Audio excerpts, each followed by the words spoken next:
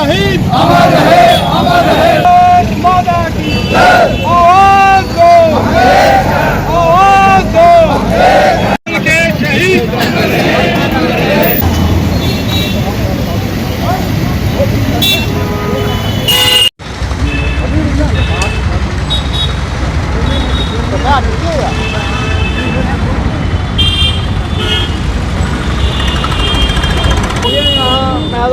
भारत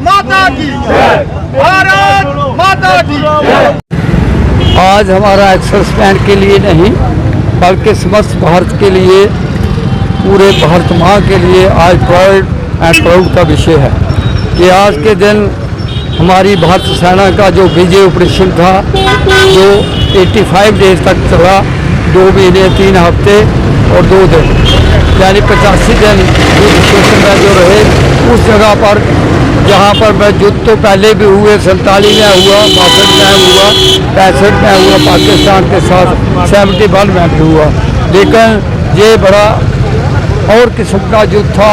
ये लड़ाई ऐसी थी कि एक तो मौसम अनुकूल नहीं था, मौसम बड़ा ही प्रतिकूल था, मौसम की जो मार थी, लेकिन किसी बात की भी परवाह नहीं करते हुए हमारे महावीरों ने, हमारे वीर सपूतों ने अपने देश को आगे रखते हुए, माँ भारती को आगे रखते हुए, उनका एक ही संकल्प है कि हमने पाकिस्तान को धूल चटानी है।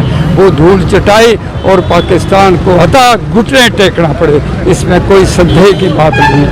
ये कोई साधारण बात नहीं थी। उन पहाड़ियों में जहाँ पर एक परिंदा भी पर नहीं मार सकता था, उन पहाड़ियों में जाकर उन जवानों ने काम किया, हमारे अफसरान ने किया, हमारे जेसीओ साहबान ने किया। ये कोई साधारण, उनका एक ही ध्येय था, मेरा देश माँ भारती मुझे क्या पुकार रही है। लोगों के माध्यम से इस दूर पाकिस्तान को संदेश देना चाहता हूँ कि मैं एक 85-86 साल वाला एक एक्सर्समैन मैं कह रहा हूँ कि पाकिस्तान, मैं कहता हूँ चुप हो जाओ, चुप होकर बैठ जाओ। हम अपने देश के लिए जवानों की तो बात ही क्या है, तो बॉर्डर पर मैं कहता हूँ अपनी ड्यूटी आधुनिक तौर पर दे रहे हैं। उनको I would like to, my whole the team would like to appreciate कि जो कुछ वो कर रहे हैं वो बिल्कुल ठीक कर रहे हैं। लेकिन हमारी एक्सेस बैंड की और आधुनिक जो हमारे साथी हैं, मैं कहता हूँ अच्छे अच्छे लोग हैं जो देश के साथ प्यार करते हैं, जो माँ भारती के साथ प्यार करते हैं। हम अपनी जान निछावर करने के लिए भी अभी तक भी तैयार बैठे हैं। भगवान करे कि हमें अगर ये मौका मिले, उस वक्त तो मिला नहीं, तो अभी तक भी हम बिल्कुल तैयार हैं। इसका एक ही संदेश है कि हमारे समस्त भारतवासी ये समझें कि हमारा देश सुरक्षित है। जब तक हमारी इंडियन आर्मी है, हमारे देश के बॉर्डर की रक्षा कर रही है, सुरक्षा कर रही है, तब तक हमें किसी को भी ये सोचने की जरूरत नहीं है कि हम असुरक्षित हैं। आप देखिए, हम ही नहीं पूरा दुनिया मानती है कि जो इंडियन आर्मी है वो सबसे ज़्यादा पावरफुल है, सबसे ज़्यादा स्ट्रांग है। कितनी भी हिस्ट्री उठा करके देख ली, 62 की लड़ाई देख लीजिए, सबसे पहले आज़ादी के बाद जो हमने लड़ाई लड़ी थी, हमारा एक एक जवान ने चाइना के 300 आदमी को मारा था। जो हमारे जो वीर जवान थे, जो उनका आज वहाँ पे स्मारक भी बना हुआ है। शहीद होने के बाद भी आज तक वो जसवंत सिंह रावत हैं, जो मात्र 21 साल के थे। 300 चाइना के जवानों को उन्होंने शहीद कर दिया था। और चाइना वाले जब उनकी डेड बॉडी का, मृत शरीर का सर काट के ले गए थे, जब उन्होंने उनकी गाथा, ये वीर गाथा सुनी, तो वो चाइना की गवर्नमेंट और आर्मी उसको सर को वापस देने के लिए आई थी और उन्होंने वहाँ उसका स्मारक बनाया हुआ। आज तक भी हमारी पूरी आर्मी जो है उस वीर जवान को वहाँ पे पूजती है और उसका एक बकायदा मंदिर बना हुआ है। तो मैं देशवासियों को यही कहना चाहता हूँ कि आप सुरक्षित हैं जब तक हमारी आर्मी से मौका आपको। अरे सर, हम जब भर्ती हुए थे हमारी भी उम्र उस टाइम में 20 साल की थी और आज हमें 30 साल भी हो गया रिटायर हुए।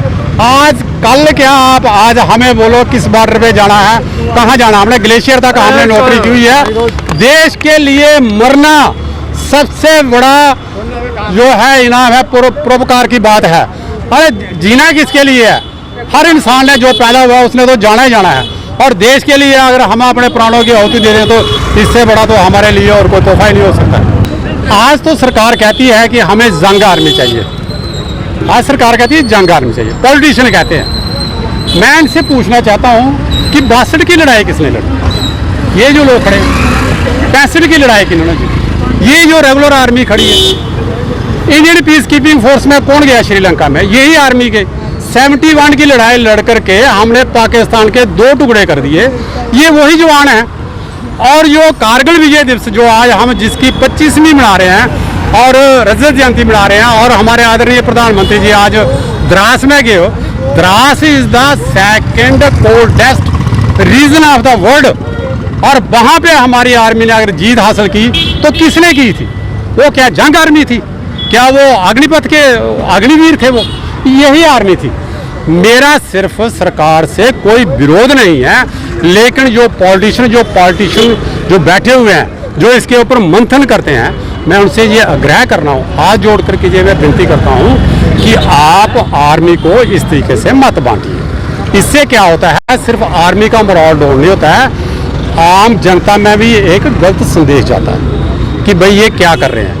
एक्सपेरिमेंट मत कीजिए आर्मी के साथ। आर्मी को अब सुदृढ़ बनाइए, स्ट्रांग बनाइए, डिप्लॉय बनाइए। मानते हैं सोफिस्टिकेटेड इक्विपमेंट है, लेकिन हमारी आर्मी भी कोई कम नहीं है कि जो उसको हैंडल नहीं कर सकती। हमारे यही जवान थे, यही विजेंटा टैंकों को हैंडल करते थे, यही बोफोर्स को हैंडल करते थे, और यही सारे एयरफोर्स में जितने भी हैं जो हमारे हैं पायलट हैं, वो सब वही हैंडल करते थे। तो ऐसे ना कीजिए। आज बड़ा खुशी का दिन है। आज के दिन मैं समस्त भारतवासियों को जो है मुबारकबाद, दिल की गहराई से मुबारकबाद देता हूँ। Singh Jasrotia, vice chairman exserviceman welfare association Kathua. आज जो है मेन मुद्दा जो हमारा करगिल दिवस के ऊपर है, और इस करगिल दिवस के ऊपर जैसे कर्नल बरियाल साहब ने बोला, मैं खुद से हुआ है 5 मई को स्टार्ट हुआ था, 9 मई को वहाँ करगिल में था। लड़ाई जो है वो किसी के लिए भी अच्छी नहीं है, और पाकिस्तान ने मजबूर कर दिया ऊपर बैठ कर धोखे से। वही चीज़ें जो है बार बार पाकिस्तान को बोलते हैं, एक तरफ को बोलता समझौता करो, और दूसरी तरफ बैकबोन में आकर पीछे से फायर करना और पीछे तरीके से गलत स्थितियाँ पैदा करना, यही चीज़ करगिल में हुई।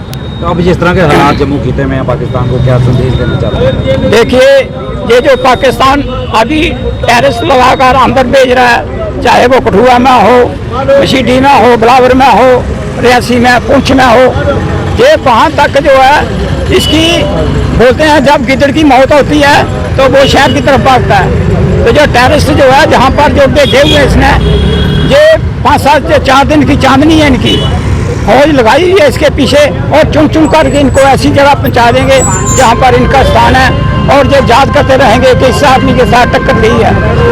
इंडियन आर्मी किसी से कम नहीं है, ये पाकिस्तान अच्छी तरीके से जानता है, लेकिन बार बार वो यही चीज़ें करता है कि वो लड़ने के काबिल तो है ही नहीं। मैसेज क्या देंगे पाकिस्तान? हम पाकिस्तान को यही बोलते हैं कि आप सुधर जाओ, समझ जाओ अपने आप को, नहीं तो टाइम आने वाला है, फौज तो लड़ेगी आपके साथ।